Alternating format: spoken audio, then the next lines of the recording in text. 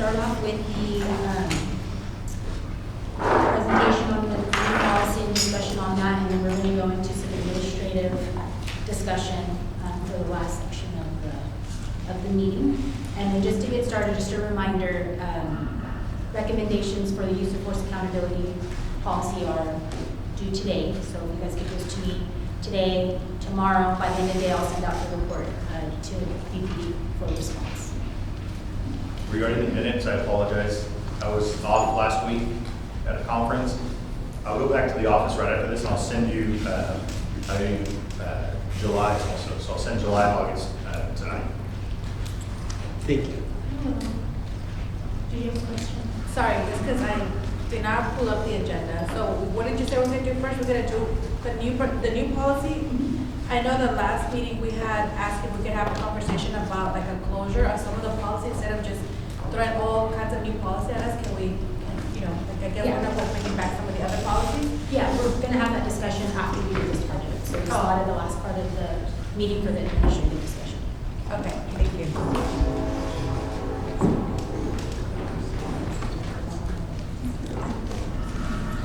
We'll go ahead and get started.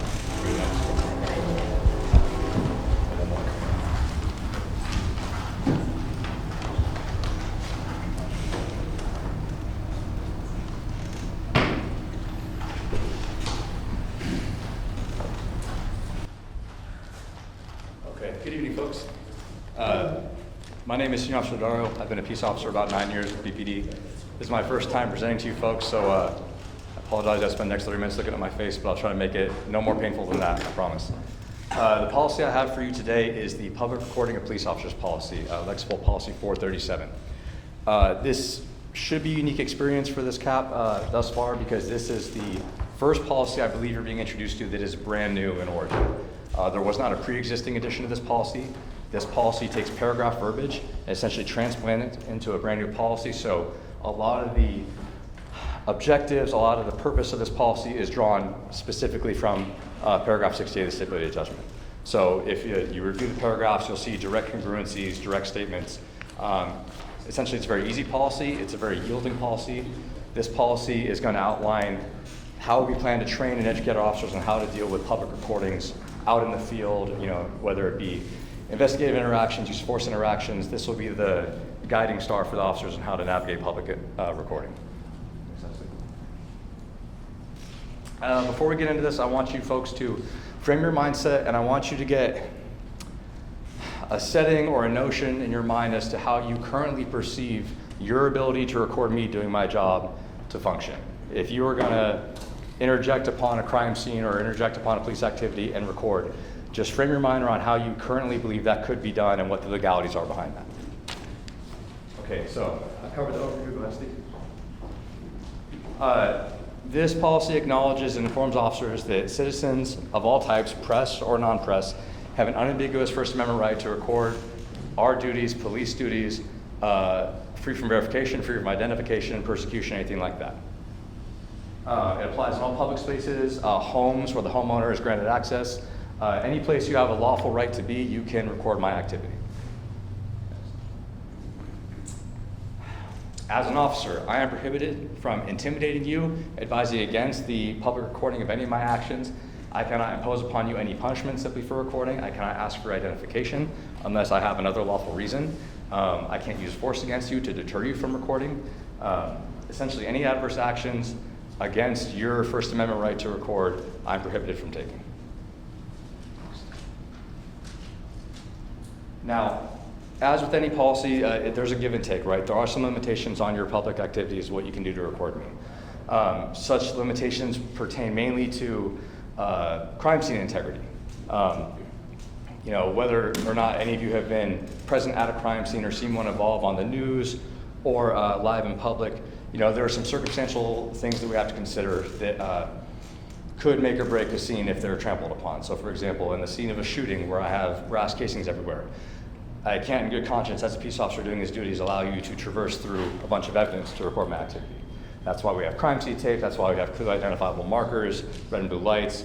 We establish crime scenes to, suggest to you where your tasteful boundary is. And I say tasteful because that's really what it comes down to, right? There's any number of different circumstances that can sway a criminal investigation towards a more intimate nature or a more public nature. And they vary day to day. Matters of privacy, they all depend on good taste. So we're going to do an exercise later. We're going to bring taste into the mix, and we'll see how you folks react. And hopefully we draw some lines as to where that good taste prevails or doesn't prevail with public recording. This policy outlines the seizure of equipment, recording equipment. Essentially, it's prohibited. If you record my actions, you record the investigations done by my officers, I have no legal authority to seize your equipment simply because you've recorded my actions. There's search warrant exemptions wherein I believe there's illicit material on your recording device. That doesn't pertain to your public First Amendment right to record. That pertains more to a criminal aspect that isn't really the topic of what we're discussing. So in any sense, I cannot seize your recording material or your media devices simply because you recorded me doing my duties. Supervisory roles. Now, the communication of these stipulations, these barriers and these conditions, ideally in an evolving crime scene, a supervisor will respond if there's a high public interest, and he or she will sort of coordinate what is to be done, what is not to be done. He'll establish landmarks, safe distances to record from. He or she will do his best to educate you as to where you should stand, not stand, prohibited areas of insight, whether it be because of their graphic nature or because of intimate, personal, identifiable information nature. It'll be up to the supervisor to kind of draw those delineations for the members of the public so they don't inadvertently traverse those boundaries. As the policy guide went out, closer review of this policy is going to ensure that we have clearly defined the roles and responsibilities of both officers, supervisors, and the public, as well as any prohibitions on both.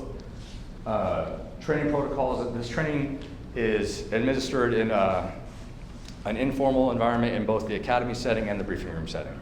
So whereas there's no specific post-learning domain that deals directly with public recording of peace officers, it is taught informally both during the academy, the field training officer process, and then we plan to administer it in a briefing training environment later on, being backed up with the digital media training to accompany as well.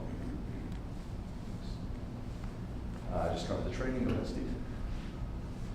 All right, that wraps up my very concise PowerPoint. The policy itself, you'll see, doesn't span longer than 4 pages. It'll take maybe 10 minutes to read, but what I want to do now is, if you have that mindset that I'd asked you to adopt earlier on in this presentation, you have a preconceived notion as to what your limitations are regarding recording. I want to do an exercise here. I want us to kind of think outside the box and just let our personal tastes as human beings guide what we believe to be acceptable or unacceptable boundaries for public recording. So what I need right now is 2 volunteers. One, ma'am, if you want to come up here. One, search, perfect. Just a quick FYI, the policy is printed out on the table if you guys haven't noticed, just. Yes, thank you for that. Outstanding. So this won't involve a lot of acting on your part, but I just want to have clearly identifiable roles for our audience here. So what we'll have here is an officer. And at present right now, sir, what you are is you're a business owner. You're a business owner, your business has just been burglarized. It is a fresh crime scene. There is broken glass and material everywhere. And these tables will serve as crime scene tape that has been done by responding officers conducting your investigation, okay? Now, what I'm gonna do is I'm gonna be a member of the public. I'm gonna record your investigative activity. And I want you to raise your hand when you believe my proximity to you is a detriment to your investigation or the integrity of the crime scene, okay? This is the crime scene? Yes, your tables are your crime scene tape. Oh, this? Yes, and it is okay if you do not believe at all that my proximity is an issue, okay? So if you don't see anything at all, then by all means, raise your hand. Okay, so as it stands right here, Okay, any discomfort right here? not any. What about right here? No, this is my crime scene, right? That's the boundaries. Sir, can you please stop? That would be my boundary. Okay, that's fine. Now, so as of right here, and if this is my caution tape, this is my police tape, is this, do you think, a violation of your investigative integrity? No. About? Well, yeah, now you're infringing. Yes. Okay, yes. But when we have these delineations up as we advise our officers to put in place, it makes everything much more obvious, correct? Okay. Now, next exercise, same scene, same roles. However, in this rendition, you're the first responding officer, you're getting vital information, but you have not had the time or ability to put up crime scene tape yet, okay? So this is your initial interview of your business owner. You're gathering valuable information as to suspect information, the loss, things that were stolen, and we're gonna do the same exercise, okay? All right. Forgive the redundancy, but I just want to put the point. How are you doing? Good. Except for your business is moving. All right, any discomfort right here? No. Any Yes. discomfort right here? Right here? Okay, explain why. Well, this is my crime scene tape, right here? Or Well, we don't have tape for this one. Oh, I don't have the tape yet. I don't have the tape. But what you do have is you have broken glass. If you're you have telling me evidence. that this encompasses, This then is I would say within, it's freshly burglarized business. yes. So, depending on specifics, like is this the sidewalk, is this door, I guess it, but if this encompasses, I would say that possibly. Fair to say right here, there's some circumstance involved. Correct. right? All right. This would, of course, you've now. Okay. What are some considerations that maybe you as a business owner might have regarding my recording? I want you out of my business so she can do an investigation. Exactly, right? Right. And oftentimes, what the misconception is that we're imposing these restrictions on you because it's our endeavors, one second, I'll get to you in just 1 second. They think it's our initiative. However, oftentimes what you don't get to see is we're acting at the behest of our victims, our witnesses, people that want to keep their business private. That isn't effectively communicated in a very fast conversation. So sometimes, good taste does not prevail. Officers may lose their cool, but there's a genesis behind it. What was your question, ma'am? No, I was gonna ask, because I think generally whenever we get questions about the rights to record, it's around like a public protest, when there's an engagement with officers and protesters. Or sometimes I've seen officers just, like surrounding a few unhoused folks. And some folks are like, what is an appropriate distance? Usually my go-to is like, as long as you're not interfering, like, yes, you wouldn't go and step into glass and walk into their business. But I think if there's just kind of some kind of, concern or fear of what can escalate, that's usually what people are curious, like, what is a boundary? And I think, at least I'm not aware of like a very clear cut, this is a distance, it should be, this many miles or meters away. But more like, as long as you're not interfering, you're not interrupting, and you're not, like you said, contaminating the evidence, yes. And in that thought process, we arrived back at good taste. And if everyone was altruistic and operated with good taste, those boundaries would never be traversed. So I agree with you, there is no clear-cut delineation as to meters or feet, and there never will be, because circumstances will always dictate. So, this next rendition. Question. Yes. In the priority scale of things for the first arriving officer, delineation of the scene, where does that go as far as priority? I know safety's number one, but do you push your officers to delineate the crime scene as soon as possible, or is that lower down on the scale? One thing, rather than getting into the actual scale, one thing I would give you that supersedes that is if this is what we call a fresh offense, something that has just occurred, the broadcast of suspect information would prevail over delineation of the scene, temporarily. Ultimately, yes, we do want to secure the scene, secure the evidence, but if he is a eyewitness to the crime that has occurred and has suspect information, we have to try to bridge the gap between the offense and the path of flight of the suspect. So first order of business is to get out the suspect description as best as possible, and then secure the scene. Again, circumstance will always dictate. So for our second rendition, what we're going to do is, this is now an interview being done between an officer and the recently bereaved member of someone who's been killed in a homicide. So you're the bereaved. Your loved one, family member has recently passed away, okay?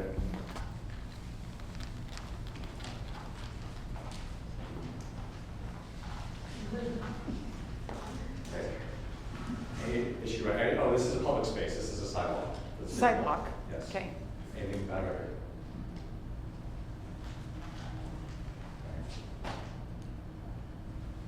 Right here. I'm just standing like this. Okay. Okay, so I guess the situation all would have to, if I notice him kind of getting uncomfortable as an officer trying to protect the integrity, How about right here? But now I'm screaming, don't tell her anything! Stop talking to her. She doesn't need to know that. Does that change things? But you're intimidating the witness, right? Mhm. Potentially tampering with the investigation? Yeah, Again, one more consideration, okay? okay. And then now, this one, our final one. A bit less obvious to a layperson, someone who's not involved. I need one more volunteer. Actually, Steve. Let's let a real officer pick it. So, you'll still be the officer. You are now a parent. This is your juvenile, so you're reporting as possibly a victim of sexual abuse. Oh, I'm just a big kid. Okay. So, yeah, big kid, but real world circumstance. A parent of a victimized juvenile. We bring good taste into it, correct? So let's see how this shapes your perception, okay? Okay. We're still in a public place. For whatever reason, the report can't be made from the home. This is, let's call it this park right here, okay? okay. Is the crime scene tape up or? are they No just- crime scene tape for this one, I apologize. I don't want to break down the tables between every. Okay, so, right here, No, right here. But I'm telling you, I'm getting touched in the bathroom, that I just got touched in the bathroom. okay, so then, again, it becomes confidential information that's being relayed to me, but we're in a public setting. So, is it my decision at this point to say, can we come over to my patrol car and talk over here? Because I don't want. That's fine. Because there's people. The patrol car. Okay, let's drop. Yes. No, I'm just trying to. So we're over at the patrol car, now it's in the public park. Okay. So I can follow Don't follow me. No. No, is that what you would say? Sorry. There's no right or wrong answer. I understand, like, there's verbiage that you're not privy to, but like, just answer organically. Would you prevent me from following? I would probably, conducting an investigation here, I would, like you to just keep your distance. I don't know if that's legally correct. Yes. Well, you have a legal obligation to get accurate information however you deem necessary. Okay? Right. And the reason I introduced this as our final scenario is because whereas at face value, it looks like just a simple verbal interaction between an officer and members of the public, but it's of a far more intimate nature than you could perceive, right? And as far as perception goes, I mean, granted, I'm deaf as a doorknob, but this thing isn't. So conversational information disclosing a sex offense on a juvenile, potentially pretty volatile information for the family, correct? Does that happen, like, I guess I'm just curious of like, I mean, unless the incident occurred right then at school, you guys are talking to them, but do officers usually investigate that kind of questioning, like in public place? If you have a victim, like I was having you the night, like, why didn't you meet them at the substation or at the home? We can make efforts to redirect them to places that we think are more investigatively integral, but ultimately it's up to the comfort of the victim. And there are circumstances where, for example, you look at these residences across the street. If that residence is the location where the offense occurred and they simply don't want to be anywhere near it, you could very well just be talking to them street side, just right here, with motorists and everything else passing by. And if they're not yielding to your attempts to redirect the scene of the investigation, then you're limited in what you can do with it to a certain extent. Some fact finding, some fact gathering has to be done at that place and time. So now, those are few and well far between. However, good taste prevailing. We're our family members. No amount of reportable distance would probably be acceptable. At least it's well beyond earshot, just because of the volatility of information that's transpiring to the officer. Again, go ahead. Oh, no, and then I'm just curious, I know that this is a new policy mandated by the facility judgment, but I guess I'm just curious of I don't know if you guys have any data or some kind of number that can inform how often and what are the situations where, is it just, you guys always get recorded and, I guess I'm just curious, because again, the situations that I've seen is mostly, people's phones were confiscated, it was thrown, it was taken away, and it was involving, again, like a protest or something where the situation escalated. So specific to protests, we do have a policy that governs First Amendment assemblies. That is more your political oriented protests, things of that nature. So that, the behaviors of officers and supervisors are governed under that policy alone. This one is meant to carve out more isolated incidents such as crimes in progress or delineated crime scenes. So to your point, yes, there are policies and data that govern First Amendment protective procedures like demonstrations, planned protests, things of that nature, but they exist elsewhere. So this policy is meant to kind of catch the rest of them. Separate policy. So there's actually a social media website called Kern County Activities. If you watch that, you will see how many times officers get recorded for very, from everything from very minor to much more serious. But it's actually, I mean, it does happen quite a bit, and it's not, I mean, Are you familiar with the term live streamer? And so it's evolved as a legitimate carved out profession now. And, much like the press, they scan, they respond, and if you look at, that page is a great example, by the way. You'll probably see me on there quite a few times, but it's very frequent. that's where you. Very frequent. So given the scenario you just gave there, what do you train your officers to do with that very sensitive situation there? When, clearly your policy says on the responsibility officers are prohibited from ordering a person who sees taking photographs or recording video. And that's one of the below-listed restriction has been violated. So for that, for example, Yeah, sure.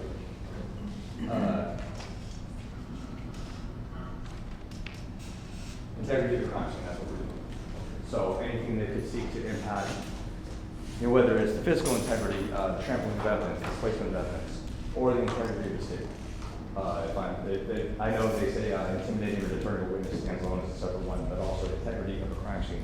It can be the honest to goodness victim's willfulness to speak, to be transparent, to be honest.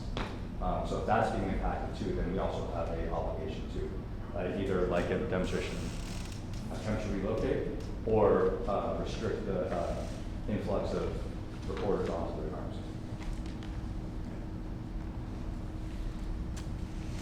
Folks, I have nothing else for you, so please, if you have more topics, yes. The question always goes to what happens if the officer doesn't do it. I'll tell you a real scenario that happened. A little girl, 5 years old, was out in the middle of the street, and her mother just dropped her off. And it was a complicated thing, the neighbors all came out, and the one of them was recorded. And the officer says, "You can't do that." And she said, "Yes, I can. Policy, blah, blah, blah, I should do this." But he still wouldn't let her go. She's still on the report, and I'm my supervisor takes care of it. So what would happen if someone did a complaint about that? What would the scenario be? See what happened to that officer? No, so what would happen to them or what should you have done? I know what you should have done. You should have done. I guess I'm much more maybe jumping to the next step. What kind of discipline, what kind of IA would be, what kind of? Again, so, this policy, once again, the NICE will govern these actions and then also the disciplinary actions that are going to follow them. So, procedurally, once this is in play, it's situationally dependent, but if this officer knowingly violates the policy, then yes, there will be discipline that comes with it. Well, so yeah, there, because Chief Berry gave a talk 2 years ago, it was really public talk saying that anybody could talk, but the officers are not accountable then. The policy is not implemented. But it was made a public statement, it's a law. I can't speak to whatever has transpired in the past, but only speak to what helped transpire in It's the shocking future. because we were told, it was in the newspaper, it was on TV, that this is the law and DCD will be followed. But you're saying this is not until this is action. Well, there's things that, I shouldn't say supersede, things that can precede a policy, such as directives and whatnot, but this is my product to you is the policy. So once the policy is implemented, there is discipline comes from it. So like I said, I can't speak to what transpired in the past, I can only try to speak to what transpired in the future. I think it's been announced. Oh, go ahead. Announced that you have a right to record the police. That's been around for a couple of You're years. in the meeting, Chief Berry did. But this is the actual It's policy. codifies it for us. This that is will what be makes, presented. makes any kind of of discipline possible. They have to implement it first, right? Yep. And if a year from now you see the same thing transpire, then call me. and I'll have a very much more aggressive answer for you. But I think to that point, that's where the citizens complaint, file a complaint, because you know that person should have filed a complaint. Then the chief and the officers can. We don't know anything happened. Yeah, that's why we're helping. Okay, so in the policy, and since we did this scenario, it's kind of brought the situation more into real life, how this. So when I first read the seizure and destruction of any recordings without a warrant or due process may also violate the individual's Fourth Amendment rights. It was kind of ambiguous and not clear. What I think I would, I don't know. My suggestion is indicating in what incidents it would be warranted. Like for example, the seizure could occur if confidential information was recorded that, like the last scenario that we were doing. I don't know if you can outline it, but I think right here it's ambiguous. It may, but you're not saying how or why it could be. So that was discussed in the production of the policy in the drawing room, so to speak. And essentially it is a very tough bit of water to navigate. Yeah. So what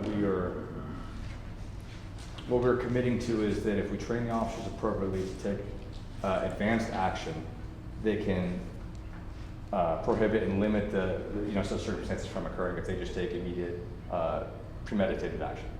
So that's not to say that they will mitigate that issue completely, but that's because of where we arrived at search and seizure, Fourth Amendment legality type situations. That's the best we're left with. Okay. If you want, again, I will be looking forward to your feedback on this policy. So if between now and then, if on paper it can read a bit more explicit, this thought process you're having, I'd love to explore more because it's very likely you'll touch on something I didn't think of at the time.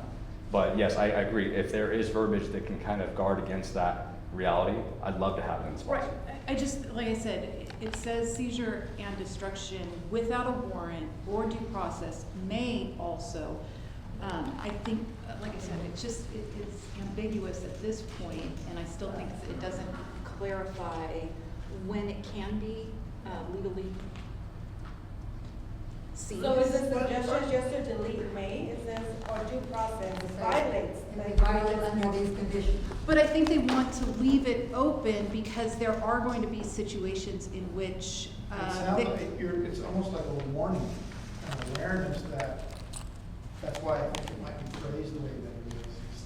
All of these other considerations and this, that it could be a violation of the Fourth Amendment. And that subjects us to a lot of different negative things as well. And, But if you do that, wouldn't you open the door? Because to say here and say maybe they can do it, because the problem that I see with issues like that leaves it open where sometimes somebody can justify saying, oh, I just did this because you had something on there that may hinder it, and it wasn't nothing on it, but it justified him taking it. So I wouldn't, you don't want, I think the way it is the way it needs to be, because if you open that door, I'm not saying to take it out, or I'm saying to clarify when the seizure of a recording would, I'm not saying it has to encompass because we can't encompass every situation. What I'm saying is, if you encompassed, for example, the seizure may be required in the event that confidential information that would jeopardize a victim or witness was obtained by somebody, or just at least giving them a reference point in which this would be. And you're touching on a example scenario that was covered in the boardroom, so to speak. And as is he. So essentially, if I were to have reason to believe, or excuse me, more than reason, if I were to have evidence that PII or guarded information of sensitive nature was captured, recorded, and the redistribution of that information could constitute a criminal offense, I'm beholden still to my search warrant process. And that's why it says absent a search warrant. So that is a huge disclaimer there. it's a lengthy process, but I am still beholden to that per the Fourth Amendment. Right. Even if you do possess information that's sensitive that transpired between, the victim, the officer, what have you, I still need to do my search warrant. And I would think that would be more of a public relation, because if your officer has good rapport with the community, like we say, working with the community, and some people might have that information and don't have a problem saying, here you go. But, just to make it where, because I think to open that door, it's gonna be a lot of people. What are you talking about? I'm not opening a door. All I'm saying is, I think there just needed to be a little But clarification. that I'm not saying opening. clarification- What I'm saying is, that clarification, I'm just saying, to clarify it too much more, then that little stipulation can change it where, like I said, I think you're gonna have a lot of officers now, they're gonna have a loophole to actually justify doing some of those confiscating equipment and seizing equipment. We arrived at that through a very lengthy and honest conversation, and the question was posed to me, can I craft a scenario wherein I can justify the warrantless seizure of someone's recording device? And I couldn't. I racked my brain for days on this, and there is no genuine legal reason, because even if it's, evidence of a crime, if you are digging your heels, you do not want to relinquish your material to me, I'm beholden to my search warrant at that point. So then the seizure and or destruction of any recording without a warrant or due process violates. That's what you Yes, guys are saying. So then taking You out have to may remove the also. may also. So essentially, if it plays out, if you record sensitive information and, say if along with that sex offense there was photographic evidence, and you happen to record that photographic evidence, possession of that material constitutes a crime, but I still cannot just seize your phone. I have to author the search warrant. And that's where We're we. saying the same thing. Yeah, so that's what I know, that's what I'm clarifying for her, that I think what you're alluding to is that there's a circumstance wherein I don't have to do the search warrant, and I can just take it, and that doesn't exist. Well, what I'm saying is, based on this statement, that does exist, and without clarification. But if you remove those two words, then you keep the integrity of that you're making a statement, an admonishment to officers that the seizure and or destruction of any recording without due process violates the individual's Fourth Amendment right. If you're saying there's no mechanism that without a warrant you cannot seize it, then take out that may. I see. I was misunderstanding you, but Yes, that's what we're saying. That's Okay. what- Yeah, so we're all on the same sheet of music now. All right. Yeah, five minutes later, I apologize. No. I was saying let's clarify it. If there's any, if we have that may in there, then tell me the scenario that you could seize it. Yeah, Right. it wouldn't violate So if that. there isn't one, then we have Yes. to take out the may. Yes. I tend to agree with you, yes. And if, when this graduates to feedback, kind of formal feedback, if by that time I have fostered a reason that the may is applicable, Yeah. I'll communicate with you and we'll line it out. But as of right now, I think you're correct. So here's my concern. My concern is if a person's not gonna relinquish video footage to you, how are you gonna get the person's information to get a warrant to seize that information later on? If they're physically near me, they'll be detained. I'll offer my search warrant.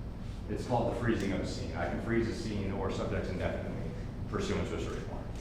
So you won't be free to leave until my warrant's authored and I can obtain what I believe to be the legally obtainable information.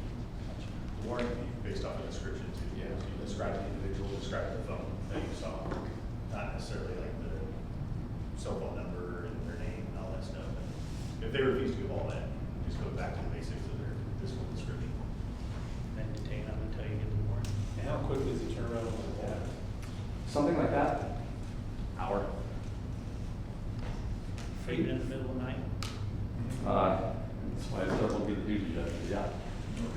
They have all duty judges that are warrants that. And that would be legal to detain somebody for an hour? So when we talk about reasonable detentions, if it's pursuant to a search warrant, we're beholden to things that are outside of our control, such as the response of the judge, the submission of paperwork, computer systems at that point. So yes, if you read into the reasonableness of detention, all that stuff factors into it. Now, Because I thought that detention still depends on if that individual being charged with a crime, not a seizure.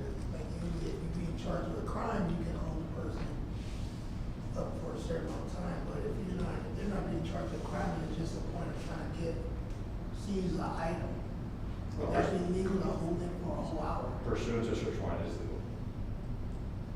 Chuck, have a question? Could you talk more about this power of freezing the scene? I've never heard that expression and stuff.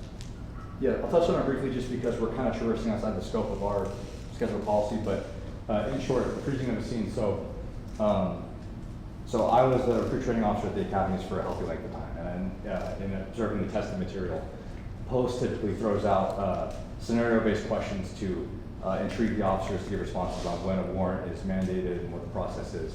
So one of the most frequently used examples is you're running from me, right? From a traffic stop. You flee. I chase you. We burst through the front door of that residence. I tackle you. I have you in custody. I look around and I am in an honest-to-goodness meth lab. I am dealing with you, however, I'm also aware that there is, other crime afoot, and there are subjects present that are, either implicit in the crime or, what have you. My beat partners, when they arrive, I will direct them to freeze this scene, because I know that where there is drug-making material, there are likely drugs. If those drugs aren't in plain view, then I need a search warrant to investigate for the presence of drugs. So I can't obviously pull the warrant out of my cargo pocket and say, ha, drug warrant, relinquish material. I have to go through the warrant writing process, which, in the same circumstance would take probably an hour to 2 hours. And during that time frame, my beat partners would freeze the scene. They place a perimeter. They detain the subjects at the front so no one can tamper with any evidence. And they would remain there in that detained capacity until the warrant is authored, approved, and the search is completed. And then the residents, if they don't go to jail, will be provided with a search warrant receipt. Okay, so in the example of folks recording a police action, you can actually freeze that scene and tell everybody that they have to stay until a warrant arrives? So, for the sake of a warrant in the confines of that scenario, I can't fashion an example where that would apply to, let's say, like the scene of a shooting, a homicide even. However, I brought up the sex offense earlier, correct? Again, if pursuant to that investigation, it is revealed that there are photographic images of a pornographic nature, the capture and possession of those images by any person is unlawful, if it's a juvenile. So while I'm trying to conduct my investigation and keep you at bay, if father on his iPad is showing me the materials sent by the suspect, what have you, or sent from the juvenile, and you capture that, well, the possession of that material is a crime. So if you are, and again, this is, I'd like to think we're all in an altruistic environment, but if I said, sir, I know for a fact you covered that gentleman's iPad when explicit images are on screen. I need you to relinquish your phone or to show me you deleted the images. And you said, no, my First Amendment right. Okay, sir, well, you're detained. I'm gonna get a search warrant to get your phone and get those images off your phone because this family does not deserve to have that broadcast.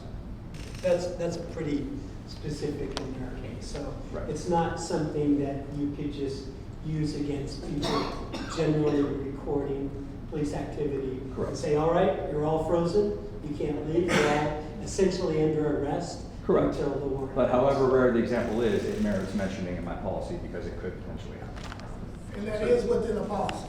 It's not in the, or is it? Is it a policy where we went to go look at BPD policy, and that's why the policy is in there?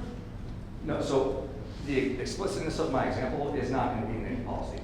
But as far as like what merits a warrant for seizure and possession by law enforcement, it's, for example, the verbiage in the warrant would be the item seized tends to have evidence that a crime has occurred. The crime of child pornography distribution has been captured by that gentleman's cell phone. That is a crime. Well, I kind of know what you're saying, because there was a situation in the courthouse where somebody was recording a witness on the stand. And I had to let the fellows and the officer know, and when the guy didn't want to give up his cell phone, they did detain him. They did take the phone and went through the whole process. So it is a process, but I just didn't know if it was a policy for this, what you call freeze. So I'm just trying to, if you just said there's no policy, actually, it's just something that's done. Yeah, I find myself stepping more into the weeds, so I'm try not to take off. But, so we're good. Certain things in the law enforcement profession, when taught at the academy level, they live in training manuals versus policy, such as the admonishment of the Miranda rights. If you look at BPD policy, there is no policy that says Miranda rights, but it is an inherent law enforcement action instructed at the academy level, yet, mandated by the Constitution. What else? But like we train to it, but it doesn't have a policy attached to it. And there are certain law enforcement modalities that are governed that way that aren't explicitly outlined in policy. But so, for example, the enactment of search warrant, when the recruits for search and seizure LDs 15 and 16, they do talk of freezing the scene, what is lawful, unlawful, things of that nature at the academy level, and they test to it per post-accredited testing specifications. Well, I think it could be added to 437.4 towards the end. The freezing the scene that's just police jargon for maintaining everything the way it is until a judge says, yes, you can search it or no, you can't. That's essentially what the freezing the scene means. Don't do anything until you ask a judge if you're allowed to do something. But if you're gonna hold people to the scene until you get this warrant, because they have a recording device that's important to your investigation, couldn't that be part of the policy somewhere, that you are allowed to do something like this? What we arrive at is that the verbiage that outlines the search warrant, as stated, is the encompassing verbiage that will govern that situation. So when this was vetted through the monitoring team, the more specific verbiage was stricken. It was deemed unnecessary. Or is detaining individuals covered in some other policy already? Well, again, it's like I explained. Certain law enforcement practices and functions aren't governed by a BPD policy. It's grander law enforcement procedures. So the post-accredited course that all law enforcement recruits go through, or all BPD recruits are administered to, it has built into it these organic law enforcement modalities that are instructed, graded, tested, but they're not reflected in the BPD policy, primarily because they're statewide requirements. So we do have 4 search and seizure policies that will eventually come to the CAT. I have not read them through, so I don't know if that specifically is captured in there, but there are 4 of them, and it's. Well, it does say here, the officer shall not detain, prolong the detention of, or arrest of an individual for remaining in the proximity, recording, or verbally commenting.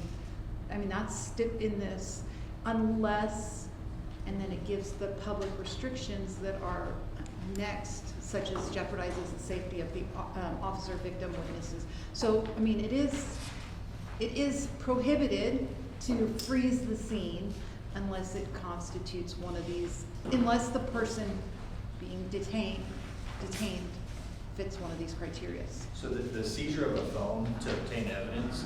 Is that different than what this Generally, speaks to? so seizing a phone generally is related to evidence of a crime, not the recording of a police officer. Kind of like back to what Chuck was talking about. The most frequent issue with somebody recording an officer is things like a traffic stop.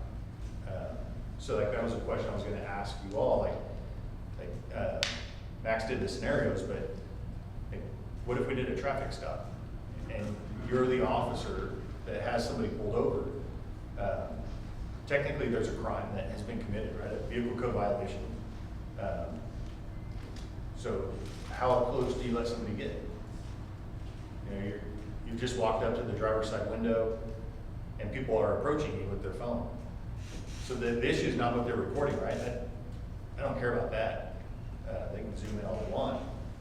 The issue is that we most commonly face is interfering with the investigation. So like, what is that distance where you can still conduct your traffic stop and communicate with the driver and not be distracted and unable to do your job because of this individual walking up? To me, that's like a more real life scenario. But don't they already have a footage on how far, what's the distance, maximum distance? Because I know if you watch some of those shows that you guys are talking about, they always say that most states have where if you're 50 feet, 100 feet away, you're not close enough to really hinder it. So is there a distance here? We don't have a distance. That was the point of the exercise, is to paint for you the fact that circumstances will always dictate. Yeah. And that taste has to prevail at some point on behalf of both parties, mine and the recording person. You know, I am beholden to a certain amount of restraint. I have to understand that by virtue of being a peace officer, my rights are or my activities are publicly accessible. I have to just know and accept that. And the point of my exercises was to show you folks that between the officer and the person recording, that boundary of good taste and mutual safety can be traversed in a manner that you wouldn't have thought of previously. But like if, like if in the scene the lieutenant's talking about, if the tensions are elevating between myself and the occupant of the vehicle, you may not be privy to that from where you're standing. You're exercising First Amendment right. You're speaking on behalf of my actions. Could be, shouting in an elevated tone things that you believe to be true about my rights, but you don't know what's being said between him and I. You don't hear if he or she is threatening me. So I have to remove a variable. And whereas I know, it stands to reason that if I engage with my suspect in the circumstance, prior to admonishing you that you can't be as close to me as you are, you're only going to get closer and potentially become culpable to injury. So first order of business has to be to explain to you, you need to get back, and then I can deal with my problem at hand. Now, in a heightened, intense situation, the ugly truth is that the verbiage isn't always pretty. Like when you get me irritated and mad, I'm a sailor incarnate. Like it's hard. I know. So, but it's just I'm trying to paint the image without speaking to it. But like that was the point of the exercise, was to show that. Yeah. Most people probably understand that the officers are going to be human. And when it goes to a certain point, you're going to kind of do it. Yes. Just because you mentioned about the vehicle, what about if the driver is recording? As long as they're lawfully abiding by my other demands, like again, situation dictates.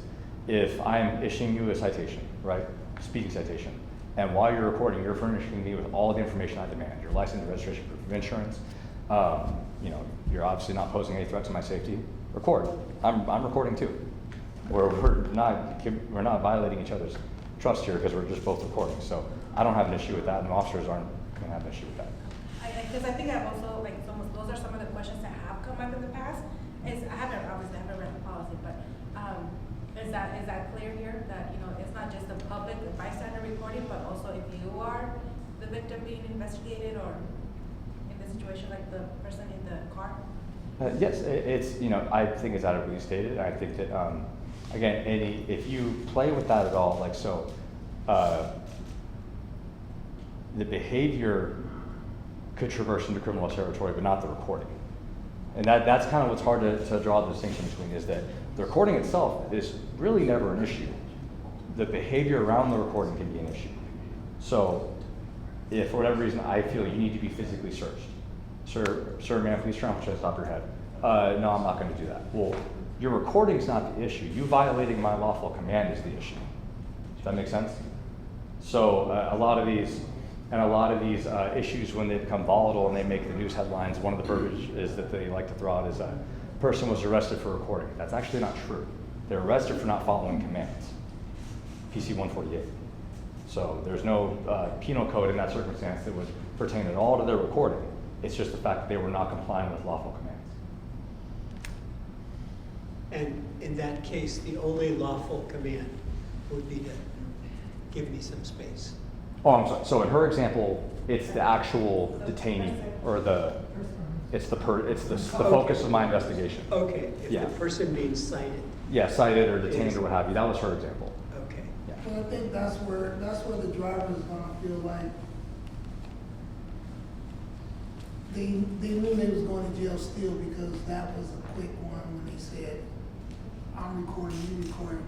Why do I have to put my phone down? I gave you all my stuff, but because I'm still recording now, you want me to put my phone down, and when I say no, you arrest me. That's almost like a form of they know it's being trapped anyhow. I'm gonna be arrested anyway.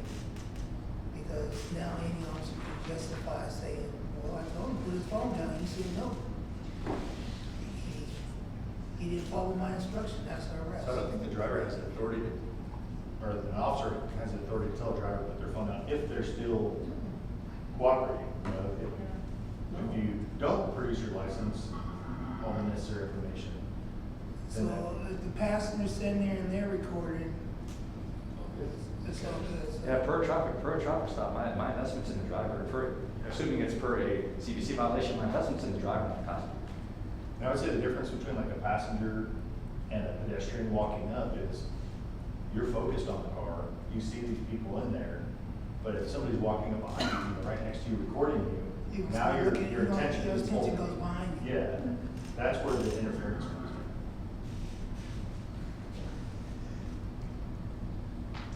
This has got to be real popular with police officers as policy.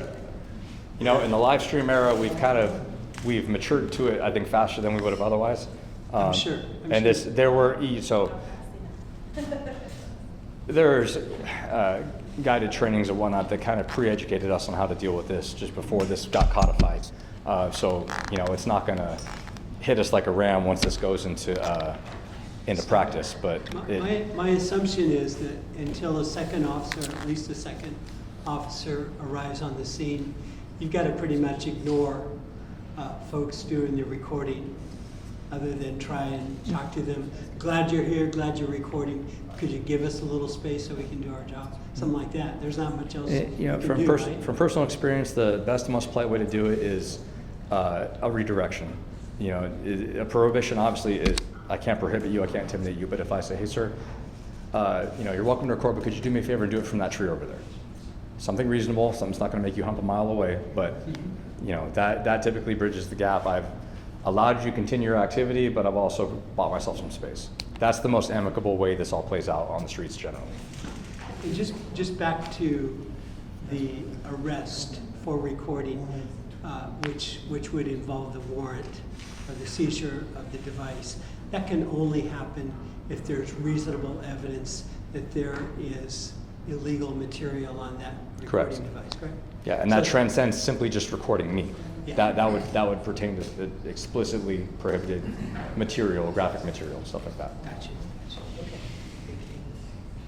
Or the policy speaks to your lawful presence in a property. So homicide occurs in a home. You see cops outside, the doors are open because people are otherwise involved in the homicide. You videotape the dead body, but you've illegally trespassed on someone's property to do so. Your presence is now unlawful, and the material can be subject to seizure. And that's outlined in there too, is that your unlawful presence also is a prohibited Sure. activity. You don't have a right to be there recording Correct. in that situation. And nor would the press at that point. So everyone falls under the same You rules and research regulations. California Penal Code 1524, it'll outline the statutory grounds for issuance of a search warrant. It'll actually name specific criteria or codes that you would present to a magistrate. And as long as it reaches that with your probable cause, then they can issue it. If you're absent of one of those, it's going to be really difficult to do a search warrant. Thanks, good information.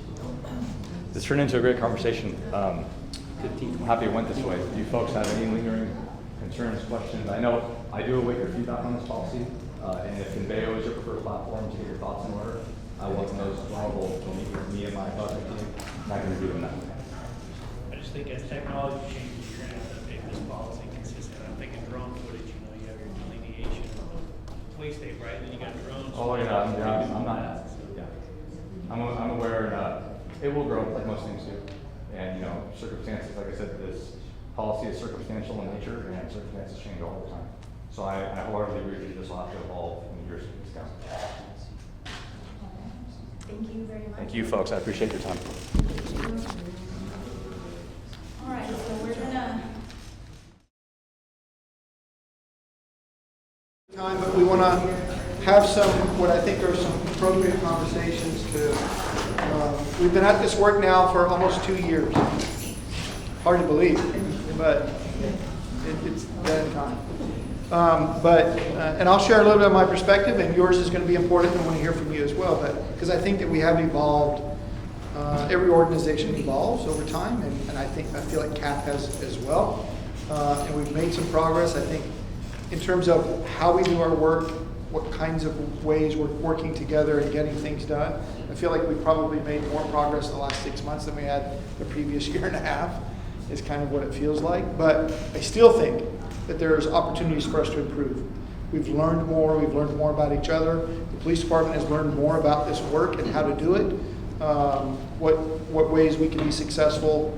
And so, again, that evolution, that learning experience, I think, is definitely occurred. I hope you feel the same way. And so I want to leave a few minutes to talk about how we do this work. Because I still think that we're making some progress, but there's still inefficiencies. There's still a lack of direction. There's still conflict at times. There's still some dysfunction that I think that we have an opportunity to do something about.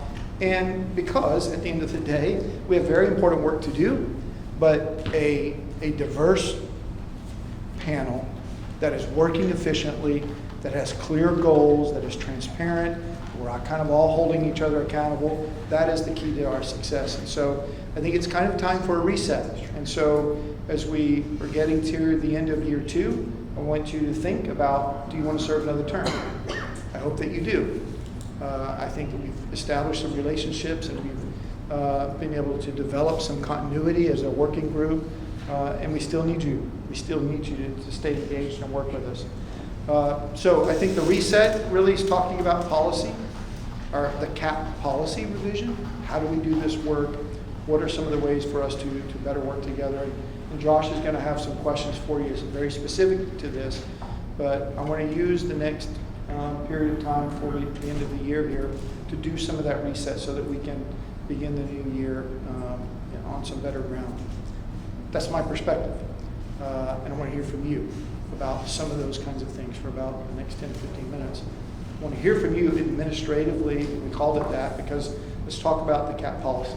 What works for you? What doesn't work? What are some of the improvements? And I think I'm stealing some of Josh's thunder. He's going to ask you some of these questions. But he's going to ask you to commit to some of this stuff. What is not working? What could we do better in terms of the process and how we do our work together? But having said that and keeping you in that frame of mind, what kinds of concerns, what kinds of things are you thinking about? What comes to your mind when we talk about sort of a reset here of let's look at the policy, see how it's evolved, see how we as a group have evolved. Are there gaps between the way that we're working, the way that we want to work, and the way the policy is really written? Is it transparent in terms of the rules and the governance of how we do our work?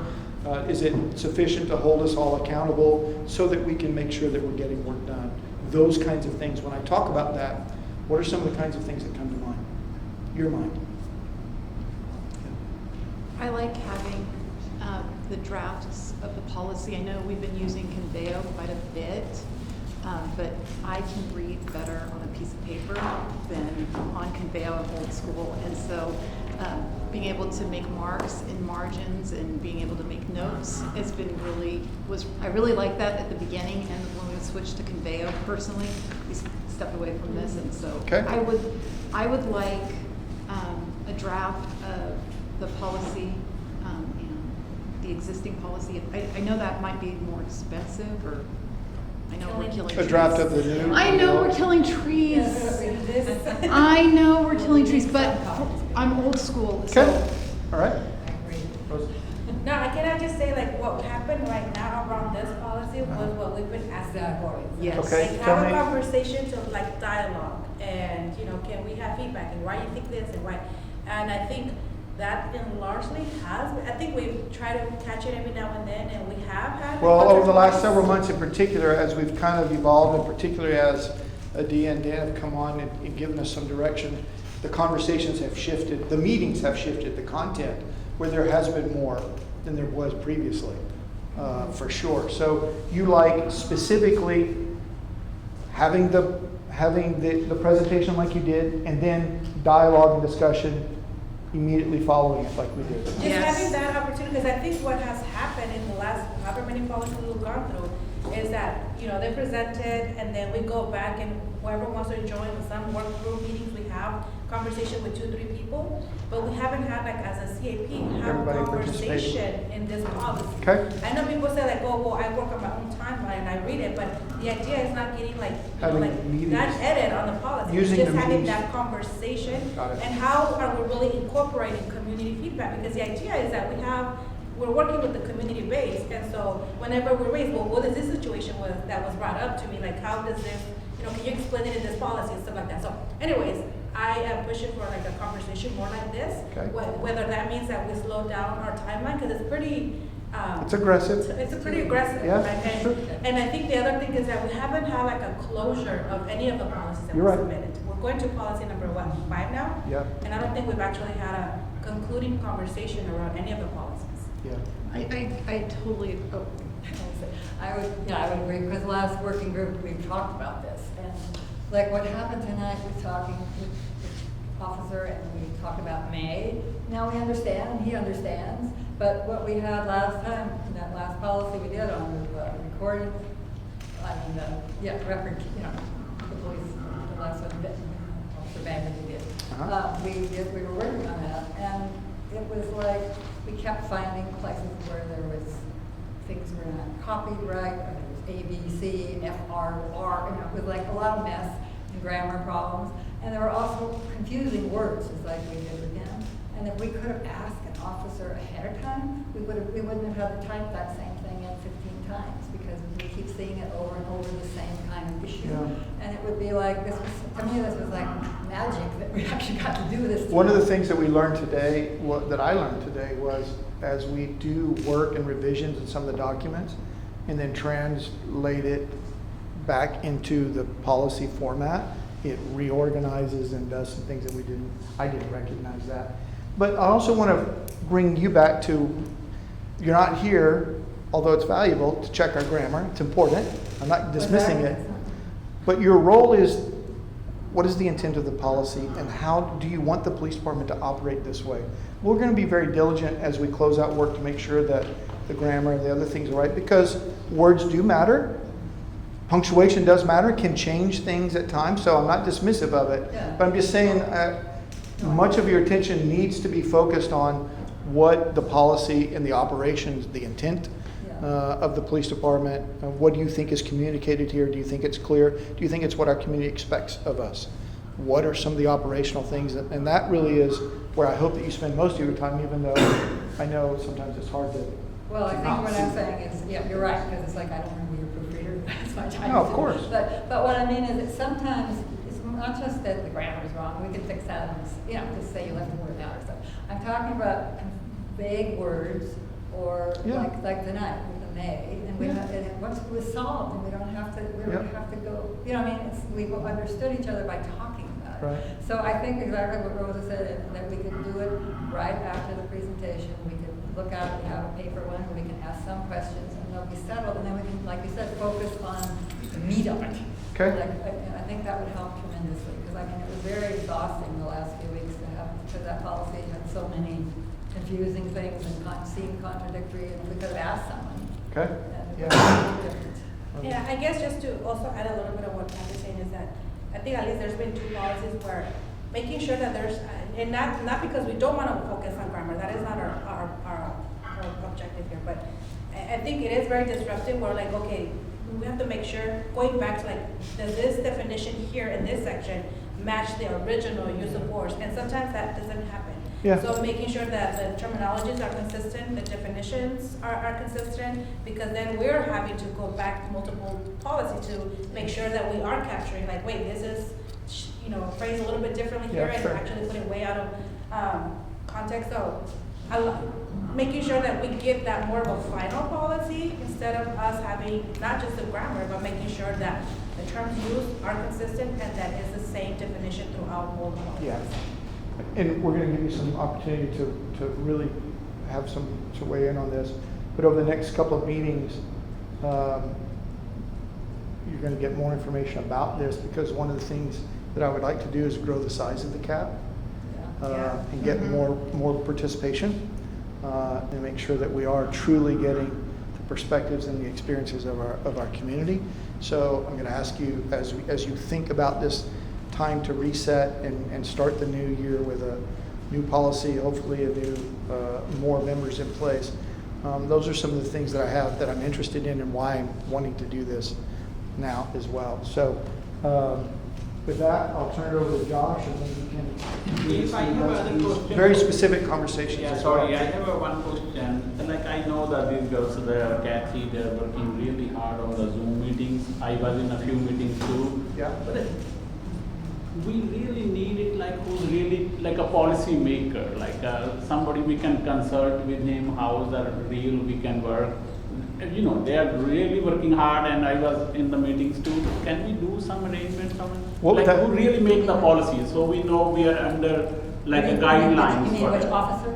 Yeah, police officer or in who's the policy. I'm happy to have staff on the Police policy officer. that you're working on. We have people assigned to that policy and that project that will tell you and be able to answer all of those kinds of questions. Happy to have them there whenever you need. Absolutely, if you think that's helpful. Yes, really gonna help us, so we can consult with that, we really need some kind of, we are. Yeah, or else we could do a lot of it here. rather than- But to your point is, yeah, we could do that as well. But you're right, exactly. What I was going to say is something that I've talked about is, we're here dedicated one night a month. Yeah. And I know a lot of people don't have the extra time to do the Zoom meetings. Yeah. And so even if we could just dedicate, like, I'm just saying, 30 extra minutes to having these conversations that we were having to have once every week on these private, it's almost like in a vacuum. So we say something, we send it to BPD responds. But this dialogue was much better, and it was much more effective, and it worked so much quicker. Again, if Okay. we were working independently and Yeah. we would You'd have spend a lot of questions. we'd spend a half an hour discussing this and then having to send it to you Yeah. and you guys. That's All fair. I'm saying is, I'd rather spend an extra 30 minutes. So for the record, that's exactly how Perfect timing. we're trying to set this meeting up to be. Yeah. So that's been the intention, we've been working towards that to be from the Perfect. beginning. That was always the intention. So as you guys have noticed, each week, we're spending more and more time in discussion. It hasn't been quite as structured as this, but I think this first kind of iteration of this has been positive. So ideally, again, I don't know if you guys noticed in the email I sent out, I said, review the policy in preparation for discussion. I kind of changed that email to go out saying, be prepared, because essentially what you're asking for, that is the officer you had in front of you today. So when we're presenting on a policy, come ready to have that discussion, because you either have an officer or a whole team ready to engage with them. So that's what we're trying to get to, and we continue to refine it. Real good. Can we get the policy that we're going to get next? Like, for example, I know you're not prepared, but whatever policy we're getting next, if we could have that provided to us, so that we. Absolutely, so just to remind you guys how the process goes. So for example, if we're gonna do a presentation next month, you're gonna get that policy in Conveo and emailed out to you 2 months in advance. So 2 months in advance, this was published on Conveo. I get it, but I'm also saying that it is available, so it's not meant to be a secret or anything. I mean, I can work on having whatever policies in Conveo are printed out for you moving forward, but the idea is you have 2 months before the presentation happens, so then that way, when we come to this meeting, we can have that discussion. So that's what was started back in March or whenever we got started for that intention. So we're learning, and again, I think you come back to, I want to have the policy in front of you guys, because the last couple times it's kind of like, I know you guys are working on other policies, now we're presenting a new policy, and it's kind of hard to reset your brain to come in and talk about this. So again, just trying to facilitate that discussion, instead of you guys having to come necessarily with everything perfectly written down, let's have some points to discuss and also have the policy in front of you. So that's been the intention, and we're working towards it, but just want to reiterate, when they're presenting, that team is here for that discussion. So dig in. I mean, we're almost dedicating about 75% of the meeting to time to be able to have this discussion. So I don't know that we necessarily need to extend that. I think we just need to get more efficient with that time, and if we need to structure that even further or put some time blockings to things so that we can stay on task and make the most of the time. We also need discussion about what already we turned in, and to me it's confusing because now we're gonna go back and work on the one before, not the one we talked about tonight, so it's still complicated that we can't, you know what I mean, we don't get direct, the time is spread out so far, it's hard for me. So are we, I don't want to take a lot of time, but I'm sorry. So ideally, as we keep evolving, if we could alleviate some of the outside conversations, maybe we could take care of it all in the meetings is what ideally, right? Is that the goal? So yes, because the working group is optional. The working Yes. group is the working group. There is no expectation that every and all CAP member participate in the working group. Again, you each represent a facet of the community, so there is no expectation that everyone submits all their recommendations together. You can submit your own recommendations, you can submit your own recommendations, and many of you do. The working group submitting one group of recommendations is not a requirement.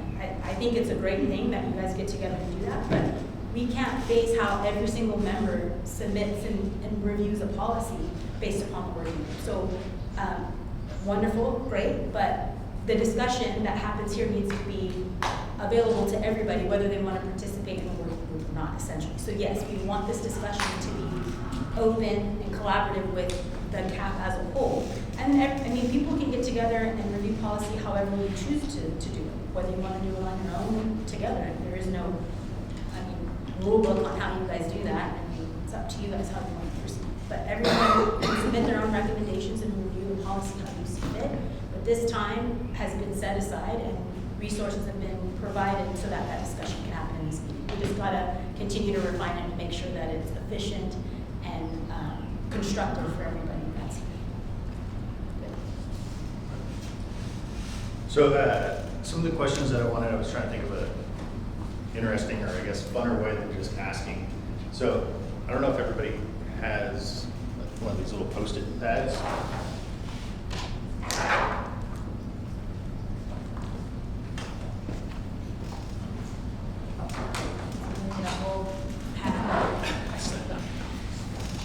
So I actually came up with this format because I found out that it's a good way to ask questions of a team.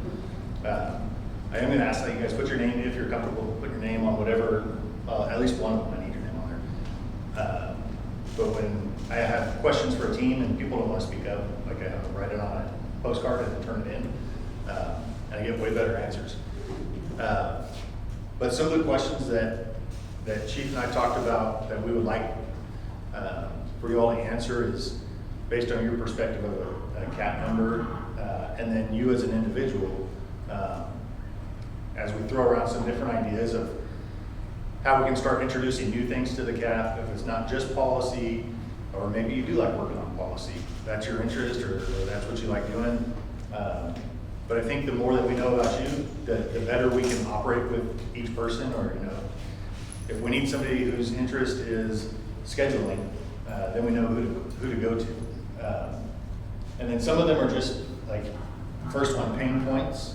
Sorry, it's written really small because it's a small word. So pain points. What are the biggest issues that you have that cause you pain with the CAP? And then ideas for improvement. It doesn't have to be related, but it'd be nice if it was. What are you willing to do? Chief talked about updating the CAP policy based off what we've learned over the last couple of years. Are you interested in working on the CAP policy? Are you more interested in training? Like, what is it that you're willing to do? Are you willing to help organize CAP meetings? Like, what is it that you're willing to do besides just being a member of the CAP and reviewing policy or training or whatever is presented to you? Is there something else that you would want to do? What are your strengths or interests? I think I kind of talked about that a little bit, about like if your interest is in scheduling groups, then maybe we can start using you to schedule CAP meetings. And then lastly is, what else do you want to see? And that one is pertaining to, at least my vision of the CAP is it lives long beyond the stipulated judgment. It's a group that we continue to go to get community perspective on things. And we're going to need community perspective on way more than just policy and training as the department moves forward. The city's growing. I heard a rumor that we may become the 6th largest city fairly soon. I think there was like an annexed rumor going around. Annex a lot to be able to do that. But with the city this size, there's a lot of changes that will come to our organization. And a lot of that stuff I could see coming back to the CAP and getting community perspective. So we're not there yet, but the way our department is operating now, what else do you want to see? Do you want to see our shift schedule? Do you want to see more training? Do you want to see what briefing looks like what is it that you want to see from the department outside of just the policies that have been coming to you? But specifically, on the sticky note exercise here on the pain point, think about more isolated right now. What improvements do you want to see in the CAP? What are the things about the CAP that are frustrating to you, that you think are barriers to our work, that you think slows the progress? What are some of those ideas? That's what we mean by pain points for that specifically. Yes. How can we improve? If you have some very specific suggestions, that's kind of what we're looking for. And we'll be asking you in different ways over the next couple of meetings because we really want to hear from you. And if there's somebody who wants to work with us and help, that really loves to write policy for some reason, and you want to work with us, we'd be interested in figuring out who that is as well. But I wanted to use this little period of time before the end of the year to really take the opportunity to really have a reset and make us more efficient, more effective, take advantage of all the different things that we've learned. We're trying to do that. Your experiences with us, working together, what do you want to see more of that works well? Things that don't work, that's really kind of what we're looking for you to write on your notes and just throw them on the board so that we can begin to collect that. So I think Chief's exactly right. That was like lofty of the last one. Yeah. What do you want to see more of, like department-wide things? If you want to see more of Max and Steve role-playing for like, explaining these policies, then we'll do it. But what is it that has benefited you, or what else around the department you want to see? Yeah, so just take a few minutes in these different categories and just throw your sticky notes up there. Yes. Yeah, just stick them on there. Under the category, obviously, what are you willing to do? I'd like to see your name on there, that way I know who to call when I need something related to that, or need some help. Do you want our name on these sticky notes? It was just an example. If you would like to, it's optional if you want to put your name on there. If it's something that you're willing to do, I would like to see your name, that way I know who's interested in that. Why? Yeah, and then if you could write it each on a separate post-it and just post it under whatever question.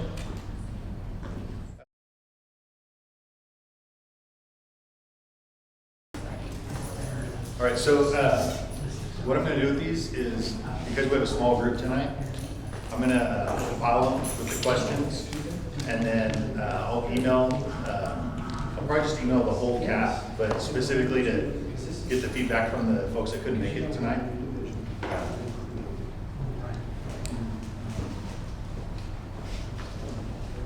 And then we'll go through and look at them and see what we can incorporate, especially like the first two and the last one. So part of going back and revisiting the policy for the CAP, a lot of this stuff is hopefully things that we can squeeze in there and for future presentations. So regarding the use of force policy, the main use of force policy.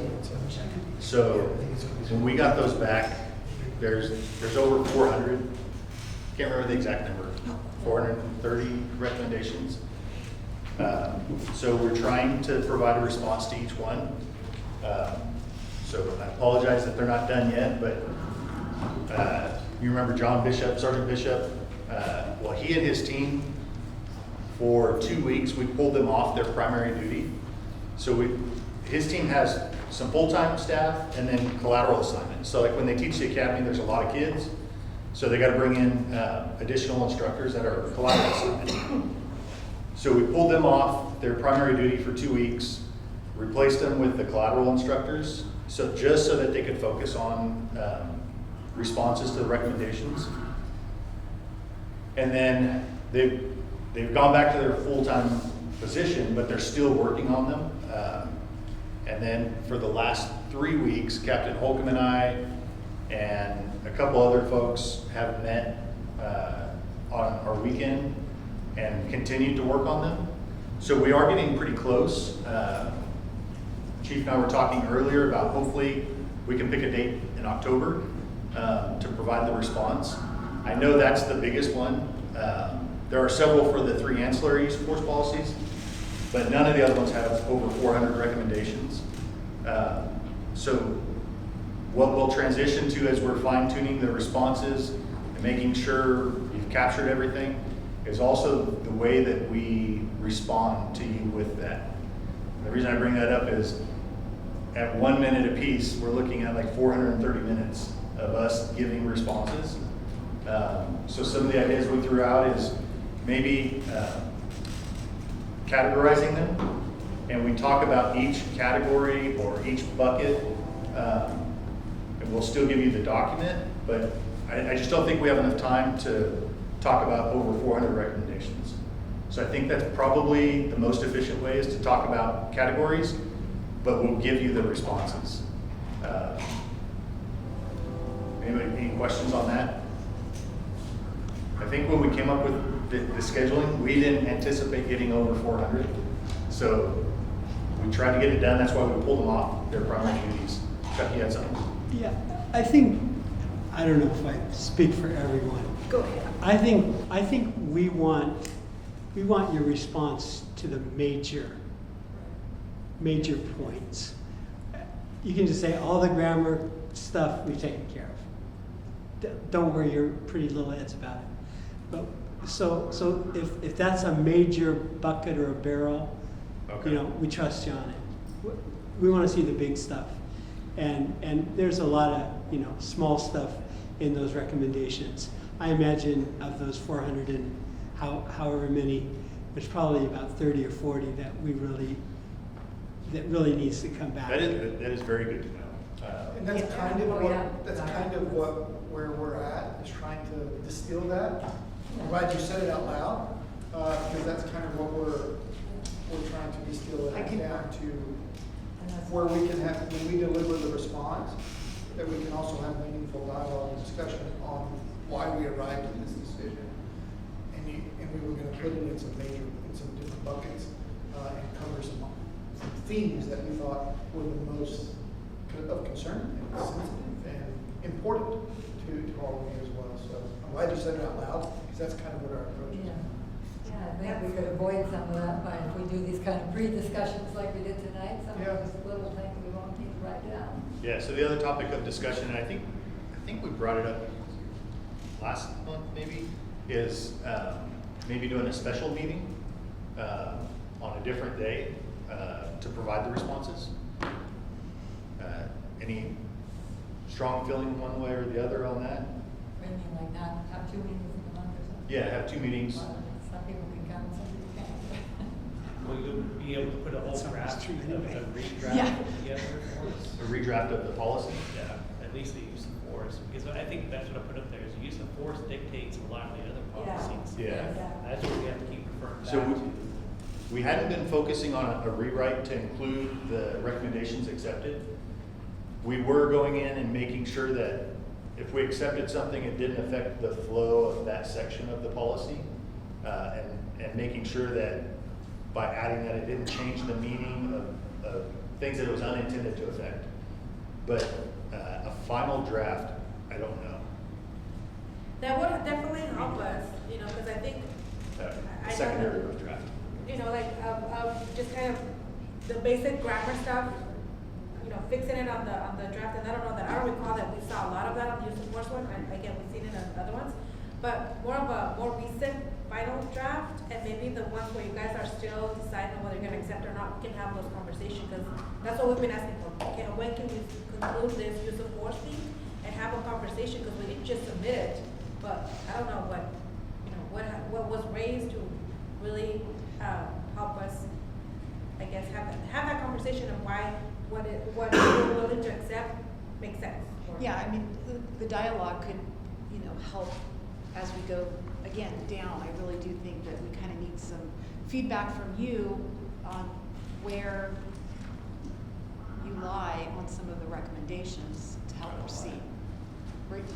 You specifically, you, I speak globally of the you. Yeah, so I'm glad that you guys like that style of coming back with just talking about the major categories. Yeah. I'll talk with the team about the, not a final draft, but a secondary rough draft to incorporate the changes and see where we're at. I know that wasn't their intent as they were going in and doing markups. But they may be able to knock it out. If we're looking at, you know, if we do, I don't know when Halloween falls. So if we do like our CAP meeting and then one later in the month, as a special meeting for responses, that may be enough time for them to get that done. I'll talk to them and find out if they can. Halloween is the 31st of October, Thursday night. Thursday, okay. And maybe, just for the sake of being able to have that discussion, like kind of scaffold this a little bit, having the response report to go back for the CAP to review, having that meeting to discuss, and then just understand in the future that the revised policy can go out. Again, use of force was big for you guys, it's big for them to be able to respond to, but I think in order for progress, maybe small bites might make more sense. So get the response, have the meeting and have the discussion so you're getting feedback on the key themes and some of the decisions on recommendations. But know that that could possibly come down the line. And I think that will help us provide some more of that conclusion that you're looking for as we move through ultimately there being a draft at some point in the future. Just based upon how it's operating, I think that may be a stretch to have that all done and it, you know, have a final draft done by October and also maintain progress. Yeah, that's definitely good. We can definitely get back to you guys to see the policy with the incorporated changes from the recommendations. I'll have to check with the team and see if it's possible to get it But done. just a why or why not, because your monitors are asking us to survey, you know, I don't have a whole lot of feedback from you coming back this way to really give an honest feedback to the Yeah. monitors about how So- the progress is going. Part of why the responses are taking so long is because we're not just saying we don't like that or we do like it. We're going through and saying, you know, if we accept it, then it's a kind of a short response, right? Because we like what you had to say and we're just going to incorporate it. But the other ones is going back and ensuring, like, okay, what does the law actually say? Where did we come up with this? Did it come from post? And trying to confirm all these things before we say not accepted, and then explaining not accepted for these reasons. So it takes a little bit of time. I think the captain and I, the last 3 weekends, averaged like 50 a day. And that was like just doing that during the day. I think Sergeant Bishop and his team are a little faster because they got more folks, but I'll check on how quickly it can be done. What I think, and I'm speaking kind of like Chuck did, but more collaborative in nature. I know based on the nature and everything that sometimes, I don't know if this is how to say it right, but you guys play very close to the vest. Like you keep your cards close to the vest. You don't want to tell, not that you, but BPD may want to wait and make sure they have all the ducks in a row before they make any comments. But I think we would also sometimes appreciate just a little more candor and just a little more openness and communication. And if you change your mind later, I don't think we'll hold you in the fire. That's better to have the discussion. But does that make sense? I mean, I think we've worked together for almost 2 years now, and I think, you know, I mean, if you come and give us some information, I think it is more collaborative and will feel a lot like we're a part of this. Right now, I still kind of think it's like in a vacuum. We give you something and you give us something back, and then we'll give you something, and it's not as fluid. If there's a struggle, we like to struggle with you. Yeah, that's exactly. I mean, that's exactly what I'm saying. I mean, I would tell you, the major struggle is being able to dedicate the staff, to have to pull people out of the academy, pull people off the street. I mean, it's a difficult lift in the volume of the recommendations that we got as well. So we're trying to balance that. So this conversation is very helpful because we were kind of thinking this way, that this is the only realistic way to do it.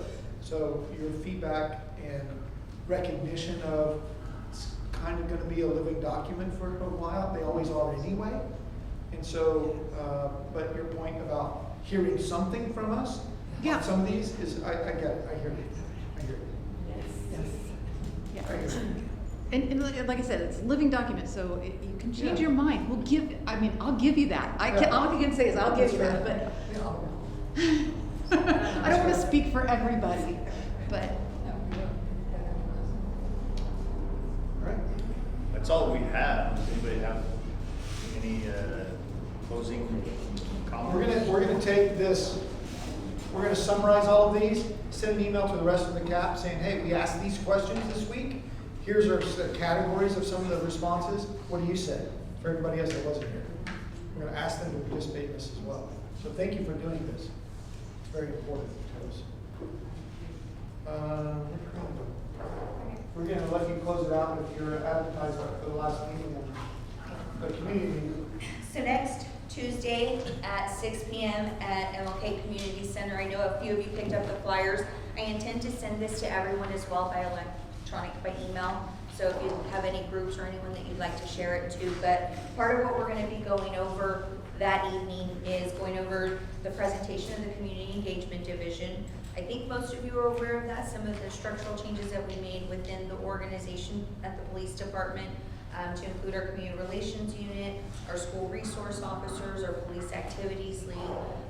But with that, as we introduce this, because you were the group that obviously made recommendations to the very first policy that we presented, our community engagement strategic plan, we also intend to share that with the community members there. So if you see on this flyer, we also included a QR code that includes the community engagement strategic plan so that people have a chance to review it. If they haven't had a chance to review it, we'll have some hard copies there for them to review that evening as well, so then that way we can get direct feedback from our community for those that are within our metro zone. Our intent is to make sure that we hit all 6 of our zones, but making sure that we start first with our metro zone right there. So if you guys have any community members, businesses, residents, anybody that lives or works within that metro zone, if you wouldn't mind sharing this information for next Tuesday.